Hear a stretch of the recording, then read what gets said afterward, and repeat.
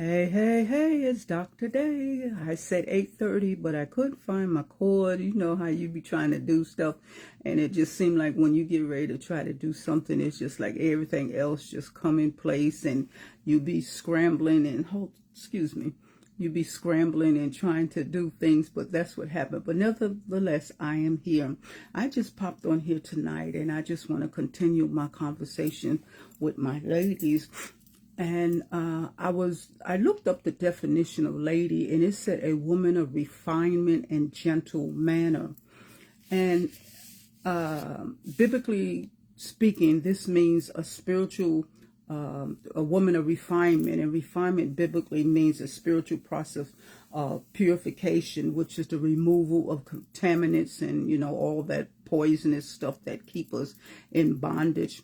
And sanctification through trials and suffering, and sanctification is declaring one holy. So when I thought about that, and as I looked at, kind of what's going on in the world, and we have so much that's going on, y'all, we just got to be, the word says, my people who are called by my name will humble themselves and pray. We have to be more than just saying those scriptures. We have to be action. We have to be taking action now. It is crucial. We are all called to be intercessors. We are all called to pray, but the intercessors, the one who call themselves the intercessors, the one who have that title, they want everybody to, say that they wear this title, and they are part of an intercessory ministry. More than ever, you, if nobody else, should be prostrate on the floor, which your whole being and everything that you have, and given unto God, standing in the gap for those who don't know Jesus as their Lord and Savior, standing in the gap for those who are just going astray, standing in the gap even for your family. So I just wanted to throw that in there. Like intercessors, we have gotten off the wall. We have missed our watch, because if we were intercessors, and I even believe if we had people who were really operating in the position of prophet, I guess. I don't want to say position, but then it's a title that, what are we preparing the people for? What are we, I'm not saying we, but, those who stand in those offices, quote unquote, should have had some kind of warning, because, God talks to the prophets, and then the prophets go and, intercessors, and we intercede. So I say all that to say that there has been a loop, and there has been a gap that the enemy has stepped in. Excuse me. He has, stepped in, and he just bringing havoc. We know that this is his time. We know this is his realm, that he's doing his little thing. We also know that his time, shall come and will come to an end. But in the meantime, we have to be more vigilant, whatever the word is, y'all. Sometimes I get tired tongue.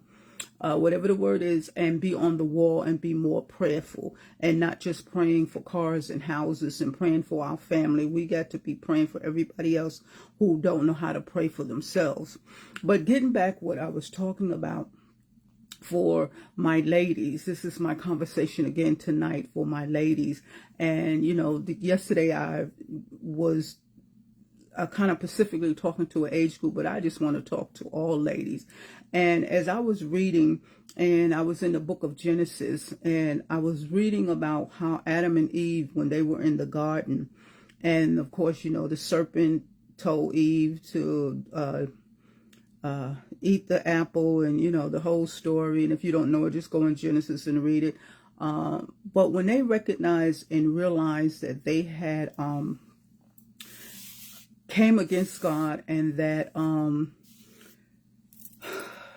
they knew they were disobedient to God, they recognized that they were naked. And so what did they do? They got some fig leaves and covered themselves.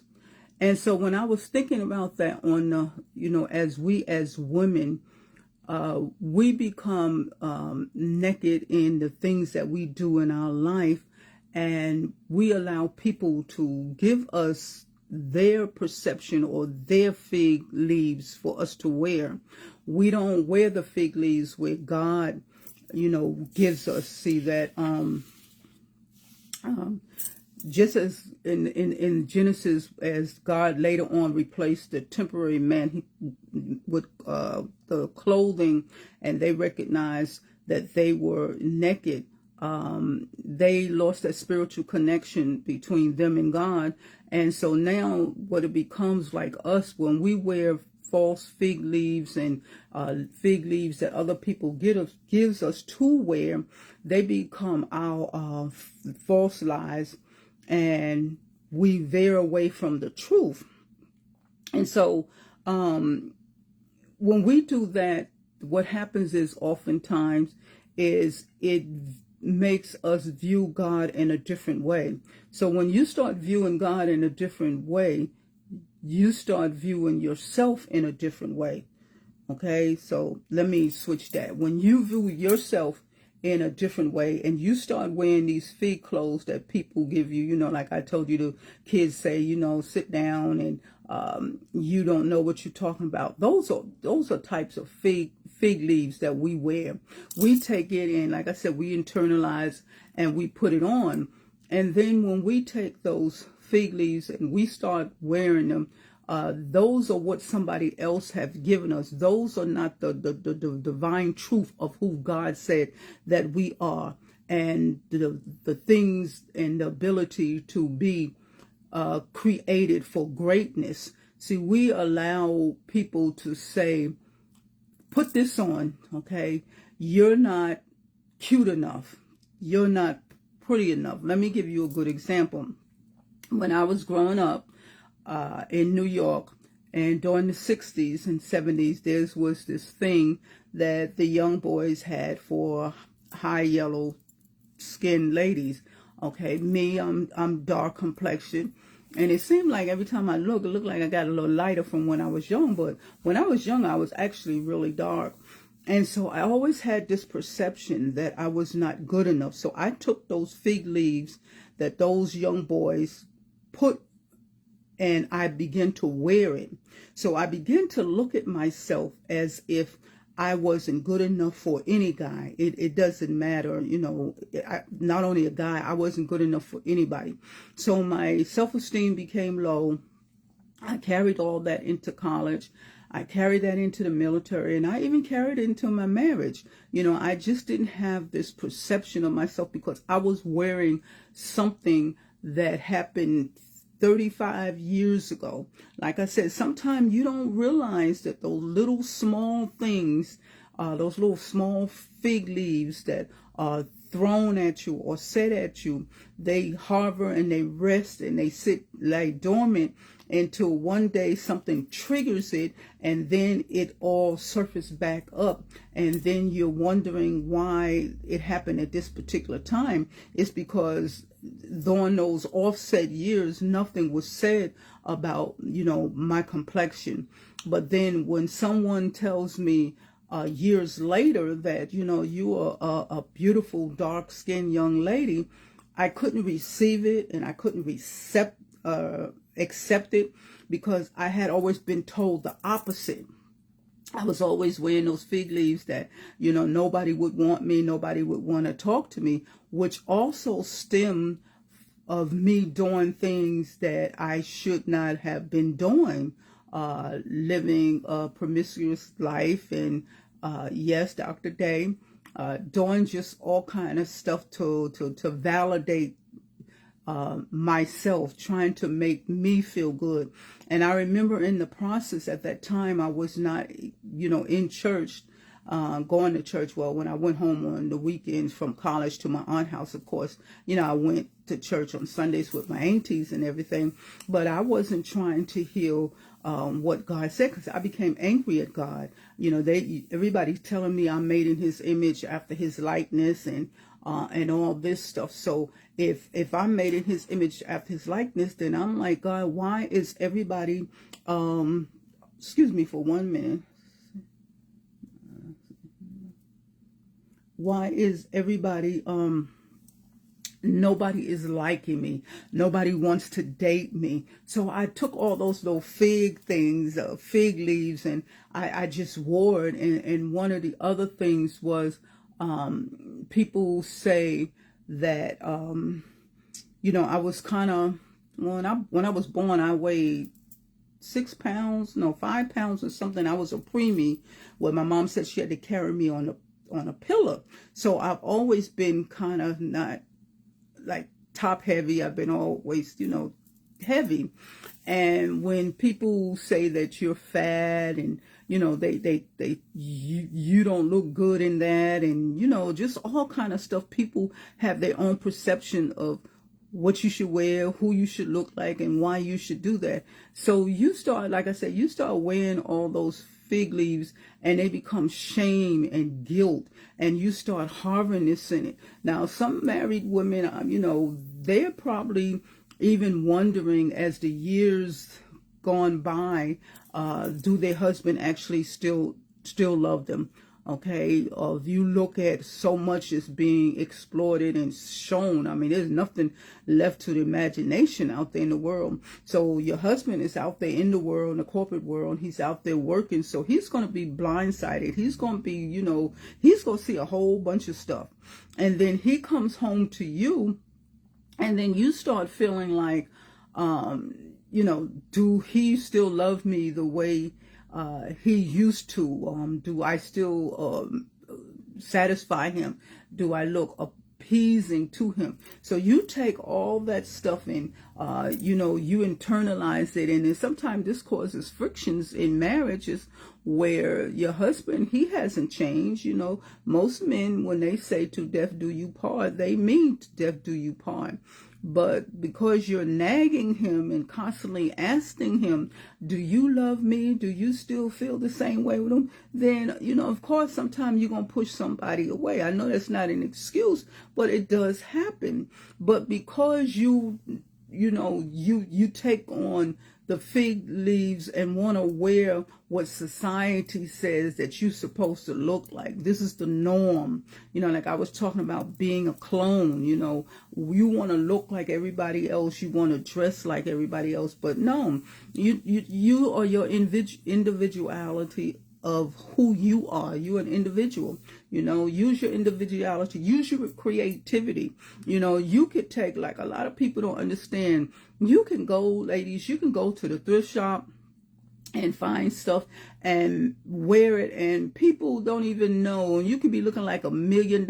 You took those clothes and you put this piece together and you put that piece together, and then it makes you start feeling good about yourself. Then you don't believe in those lies. You don't have that shame, and you always not walking around having to wear, other people fig leaves that they want to put on you to say that you should dress like this and you should go here and you should shop here. No.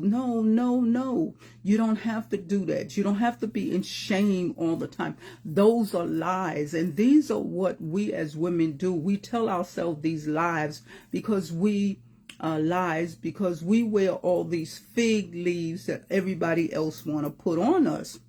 Sometimes you don't see yourself as having value, and if you don't think you have value, you say God has no value because he allowed the things to happen in your life.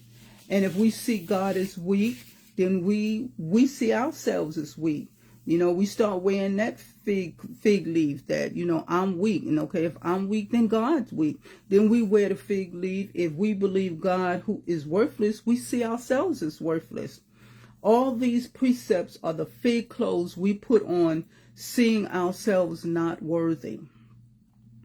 And you don't have to be a certain age. I know the other day I was, talking to those who was a Pacific age, but we as women, we put on and we try to wear so many fig leaves, and it causes us to go into shame, and it causes us to go into guilt.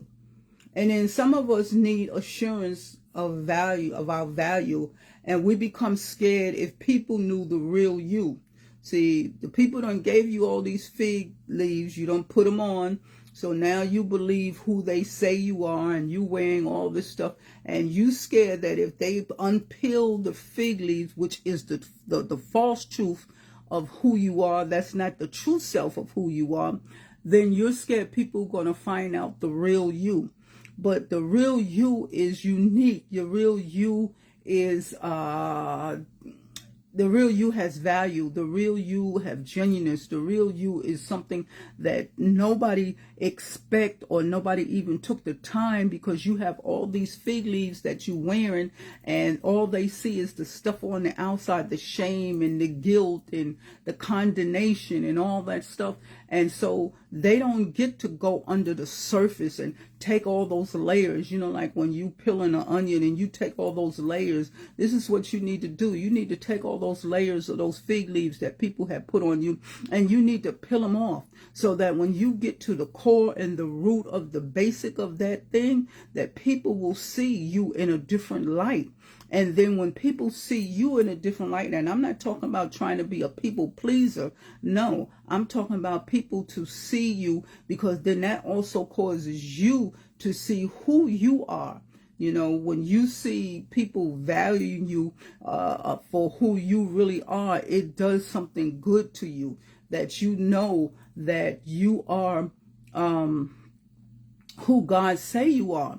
So we take, like I said, we take all these fig leaves and we put these fig leaves on, and it causes us to have all this shame and have all this guilt. And when you wear all these fig leaves, you put yourself in emotional prison, whether you know it or not. You're in bondage. You're in condemnation. That shame have so many people that they're just downtrodden. Their whole life has been disraveled because they're shame of what happened maybe 10 or 15 years ago. Okay, you can't change what you did, and I had to learn that you can't change what you did 15, 10, 20 years ago, but you can make up for it by, number one, not doing it again. But that situation, whatever it is, should have given you the ability to learn, should have given you the ability to mature. So now that you have this maturity and you have learned that training ground, that now you take what you have learned, you take what God has allowed you to go through, because God allows you to go through. He allows you to wear those fig leaves, God will let, people throw those fig leaves, those harsh words at you, and you put them on and you wear them and all things. God allow it, so that He can get the glory. But God also is waiting for you to start unpeeling some of those fig leaves. Now, just because people throw these fig leaves at you and you put them on to cover your shame and the guilt, whatever was going on in your life, don't mean you have to stay there and continue to wear them. Now, God, He'll sit and I love God. He's a patient God. He'll sit there and He'll let you, He'll be shaking his head like, my daughter, when are you going to come out of what this is? When are you going to unpeel those layers behind all that stuff that has you downtrodden, all that stuff that has you naked, and you're naked and now you're ashamed? I'm not talking about like a physical outside appearance nakedness, but I'm talking about your spirit, your mind, your emotions and everything. You're just so ashamed that you're trying not to do anything. You don't be who God created you to be. And so as I was thinking about that, I started thinking how we draw false conclusions of ourselves. We are our worst critic, at least I am. We are our worst critic. We always want to think the worst of ourselves. And I don't know, maybe that's human nature. I don't know. But, women, we tend to do that. And then if somebody else join in on our bandwagon and our parade, then we really believe that whatever they're saying and whatever you might have thought or whatever you might have felt, you really start feeling now that it's the truth. You begin to accept it. And then you start, finding yourself so far away from God that you think that God is unreachable, when all He doing is sitting up on His throne waiting for you to acknowledge that you need Him. So we as women, we have to stop wearing all these fig leaves that people want to give us. You know, Adam and Eve had to wear the fig leaf because they had, you know, they were disobedient to God, and they were shamed. When God started, you know, it said God walked through the garden and he would fellowship with them. Well, that particular day when they did that, you know, act of disobedience and sin into the world, they knew that they was up a creek without a paddle. And in all this time, they didn't even realize that they were naked until that separation came. So if we look at ourselves, when we wear all these fig leaves and all this stuff, that separates us from God too. But in the end, what did God do for them? What did God do? He took the clothes and he turned it around, those false lies, and he did a divine covering, which is his truth. And his truth is his word. And so this is what God wants us, you know, as ladies to understand, that you can't continue to be wearing fig leaves that people want to put on you. Okay? You cover, when you wear those fig leaves, you're covering up the shame and the guilt. Don't be ashamed or have any guilt for what you do. You have repented, at least I hope you have. You have repented to God, and that's the only person that it matters. It doesn't matter what nobody else say about you.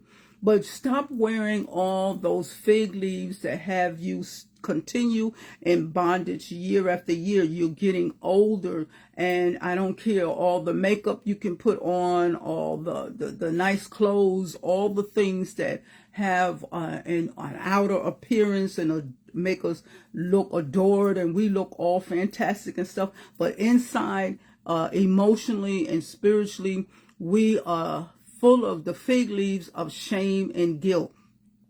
And God can't use nobody who is not usable when you have all these lies that you telling yourself, because now the lies is contradicting the truth. God is trying to impart the truth in you. God is trying to show you who you are. God is trying to love upon you. God is trying to bring people in your path to confirm what he has said from you. But because you're wearing these fig leaves of shame and guilt, nothing that God can say to you can penetrate, because you got your wall up. You don't want to hear nothing that God say. And the whole time God is knocking on the door of your heart. He's knocking hard. You know, he's shown you time and time again his faithfulness. But you, because you're so wrapped up in that shame and that guilt, and you're wearing those fig clothes. You're wearing those fig clothes. In other words, we can call them like grave clothes too. Let's call them grave clothes too. You know, how Lazarus was, you know, in the tomb, and, you know, and all wrapped up and everything. This is what we do. We get ourselves all wrapped up in so much stuff that we don't have no business and don't have to be wrapped up in. I mean, it like Tony Gaston says, point blank, period. There's some things in our lives that we cause ourselves. Okay. Like I said, we are our worst own enemy. And you don't have to be 70. Like I said, I've been talking to the ladies at 70, and I've been listening to the conversations of the young people, and, you know, just various ladies. I don't know, God lately has me just, you know, sometimes I be places and I don't know, I be trying to listen to people conversation, but for some reason I can be in earshot, and I be, you know, like, okay, God, I can see. I used to be like that. But when I took off those grave clothes and I took off those fig leaves, that shame and that guilt, then I'm free. I'm no longer shackled in bondage and chains to myself. And I'm no good to nobody else, and definitely not good for the master's use, because I don't have nothing to give. Because I have everything, you know, so wrapped up in me that wants to keep me. The enemy wants you to keep you bound. I mean, point blank, he wants you bound. He doesn't want you free. He doesn't want us to be free, because when you free, you can free your sisters. You can free your kids. You can free your grandkids. You know, this is what it's all about. The duplication of freeing the world. God wants all his children to be free. He doesn't want all of us, his children, to be wearing grave clothes and fig clothes and all bound up and, in shame and guilt. Don't be ashamed no more. If I'm talking to someone, don't be ashamed about nothing that you did in your life. Because the truth be told, the people that's talking about you, that's trying to throw those fig clothes on you to keep you in shame, man, you better look in their closet and ask them to open their closet. Most people want to talk about everybody else, but they don't want to go up in their closet. They want to keep the key, to their closet safe and locked. But then they want to sit on the sideline and want, you to feel that you have to stay all bound up and not know the truth of the reality of who you really are in God. So we have to stop. And I'm saying we, when I be on here and I be saying we, I'm saying we because I've been there, done that, I've been there, done that. There's some days that I might fall back into the, to different situations and I kind of feel, I did this or I shouldn't have said that or I should have did this way and I didn't do that, But I also know that because all those other years that were my training ground, I know how to come out faster than what I was before, because there would have been a time I would have stayed in that shame and that guilt for a long time.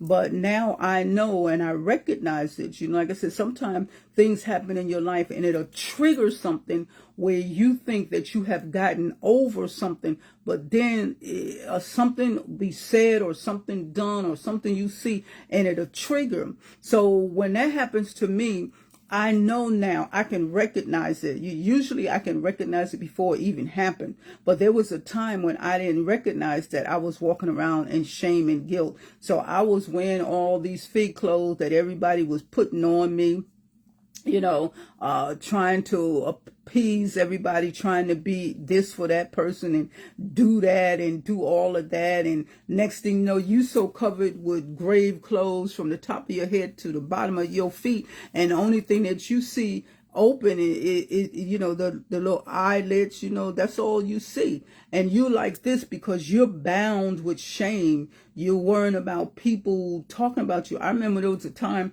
when I did stray away from God and I went into a relationship, and I used to sit on the front row of the church. I was the overseer of the intercessory ministries. I was the team leader of the ministerial staff. I was on the ministerial staff. I was on the ministry focus on identity. I can just name all the various ministries that I was on.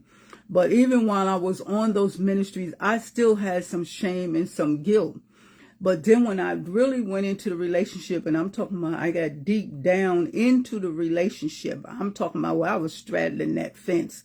I was straddling the fence. Sometimes you can be, have so much shame and guilt that you learn how to do stuff and nobody know but you and God that you all out of order. And everybody think that you the best thing besides Kool-Aid, okay? Been there, done that, wore that t-shirt, y'all. I'm telling you. And all of a sudden, one day, I was sitting in the front and then I don't even know what happened. But I know I got up and I went in the back, and one of the ushers like, Dr. Day, you want to sit up front? And I was like, no, because I was like, oh no, I can't keep doing this. First of all, I can't keep playing with God like this. Playing with him and then have other people's lives accountable for other people that's looking up to me that I'm leading. And so I got all this shame and guilt that I'm sleeping with this man, during the week. And then on Sunday, go to church like ain't nothing happening. Because I'm going to tell you what the man used to tell me on Saturday night. And I think I told some of y'all this before. The man said that he was the devil and he was going to take me to hell. Now, if that ain't the devil blatantly up in your face telling you of your demise, then what is that? But at that time, I didn't care about the shame I had. But once something triggered me one Sunday, and I was like, oh, I can't keep wearing these fig clothes. I got to take all this. I am so in bondage right now. I got to get up out this bondage.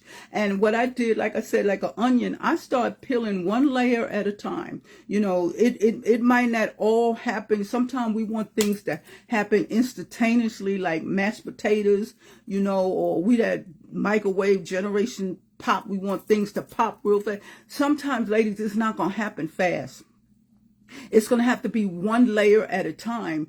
And because when you peel one of those fig leaves off, you got so many fig leaves that's covering you. And when you start peeling one off, you know, you got to work that process to be healed for whatever area that fig leaf represent. And then another layer will come off. And then you're healed in that area. And then next thing you know that all those, fig leaves is off you. All those, dummy, whining, bondage stuff has come off of you, and you don't even really recognize it until one day you don't feel that heavy weight, and you when you in bondage, you like this, and you start looking around, everybody talking about me. And that was another thing that I did. When I would be sitting in church, I would be like, oh, I wonder if people know I did so-and-so. I wonder if people know I did so. I'm looking at, not even listening to what the man of God is saying, to something to give me my direction, my marching orders, something to impact my life. I'm sitting up there all in condemnation because I'm wearing all these fig leaves. But once it started peeling off, and like I said, it was one layer at a time. And then you congratulate yourself, pat yourself when you get one layer. Don't think that everything is going to happen all at once. Okay. It took God 7 days to create the world. And everything that when he was creating, it was a significant order, chronological. It was for a reason that he did this on this day and he did this on that day. So the same way as you start peeling those fig leaves on, it's a reason it's going to come off. This one going to come off first, and then this one going to come off, because God knows what needs to be come off of you. And he knows the y'all know what I'm trying to say, whatever, chronological order of which one needs to be come off first, because there's always one that has more weight than the other. So God will take that main one. If you get that main one, then all those other little imps of leaves will start falling off of you. And the next thing you know, that you are free. And you don't have to be always worrying about what people say no more, how people think, or how people look at you or look towards you, because you're free now. I'm just when you're free, you're able to determine how you live your life differently. So I'm at the point now that I don't care what people say about me. I don't care what people think about me. But there wasn't a time that, like I said, it wasn't a time that I was like that. But because I got all those fig leaves off me and all that bondage and all that stuff and all that shame and that guilt and all of this and trying to please people and trying to do all of this, my mind was like, pfft. But it was nobody but God and his sovereignty and his grace that kept my mind sane. He kept my mind and gave me the mind of Christ Jesus. And only God can do that. But you have to be a willing participant. You have to recognize when you're walking in shame and guilt. And you have to recognize when something is going on in your life that is not right. You ain't got to tell your prayer partners. You ain't got to tell everybody. Let this be a conversation between, I had to learn that too. Let this be a conversation between you and God. And it's not like he's unaware that you got these fig leaves on. God already know. He knows everything about you. The Bible says he knows the number of hairs on your head. So ain't nothing you do is new up under the sun. God already know it. But God wants you to come to him and say, God, I need you to take these layers of these fig leaves off. Take this mummy clothes off. I'm walking around in shame and guilt. God, that's not who you say I am. That's not what I'm supposed to be doing. So you have to recognize it. And I'm telling you, when you recognize it and you begin to peel those layers of those fig leaves off, the next time someone try to cover you with something, oh, you know how to counteract that. You know how to throw a bullseye or something, a pot of water or something. You know how to boy, you better get away. Girl, you better get away with that mess. Because nobody, ain't no man now can feed me no bunch of hogwash. That ain't happening. That ain't happening. And I was telling someone the other day, and I'm getting ready to get off. I was telling someone the other day, they asked me the question, like, Dr. Day, do you ever want to be married again? And I said, of course. I was married for 25 years and my kid's dad is deceased. I said, of course, but if God doesn't send my Joseph, because I told y'all I want a Joseph, Boaz, you get a Joseph, Anyway, well, God sent my Joseph, I'm not out there looking, for nobody. But if God sent it, I am so free. I'm not having no shame no more, having no guilt. I'm not falling for the first thing that tickled my ear and all that. And, like I was saying before, sometimes your kids think because you're 70 years old that you have no emotions, you have no feeling. But, baby, God gave all of us, man and woman, emotions and stuff. You just got to know how to tailor it. You just have to know how to put it in, subjection until God is ready to release it. Because if you don't, then again, you'll start wearing those fig leaves of shame and guilt again. And then the cycle starts all over. So I just came on here tonight just to share that little tidbit. I hope I made sense. Because sometimes, Dr. Day, I be so excited, I be so excited about just sharing stuff that, God does to me. And somebody else might be going through the same thing, but they don't understand what it is they're going through or how their mind is even processing or thinking like that. And so that's why I come on here and do what I do, to share with someone else. No, baby, you don't have to keep wearing those fig leaves. You don't have to keep wearing those mummy clothes, and wrapped around you, where you stay in shame and guilt. God, you've done that. You wore that t-shirt. You got on that roller coaster ride. You got off. Don't get back on there. That's all I got to say. Don't get back on there. Be free. Be free. Stop living in shame and guilt about what you did in your past. But like I said, we could be here all night, and I know we all have a testimony of things that we did was not pleasing to the Father.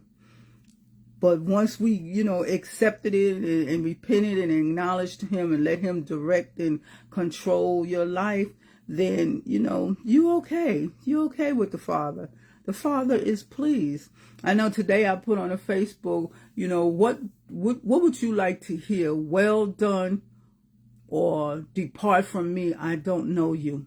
Which one of those, when you stand before the Master, which one do you want Him to say to you? Because if you keep wearing those fig leaves and being in bondage and staying in shame and guilt, I think the latter part might be the one He said, depart from me because I don't know you, because He had things for you to do and you did not do it because you were still walking around in shame and guilt. So y'all, good evening, Miss T and Apostle Atkins. Thank you for watching. I love you, ladies. I hope I said something that, inspired you, encouraged you, give you something to think about. But, like I said, I like to come on here and just share my life, okay? Because there's somebody else out there. A young lady might be listening to it. And like I said, we need our young ladies. And then, what did I tell you earlier? A lady is a woman of refinement and gentle manners, refinement, okay? Our ladies ain't, now I know that ain't grammatical correct. Our young ladies should not be called ladies at this point. I don't know what the word I want to call them, but they sure not fit in that category. That's because nobody has taught them, and because a lot of them are wearing fig leaves of shame and guilt, and they don't know how to come and release it and tear it off of them. And so it takes us, the mature, the mature saints, to minister to them, to let them know that in spite of everything that they're doing, and in spite of the direction that they headed down, God still loves them. He still loves them. And when they know that he loves them, then they can love themselves. And then they can see that there is a man, not a man that'll make them feel good, that will give them the desires of the heart, and he won't ask nothing in return. So, ladies, on that note, Dr. Day says, see ya.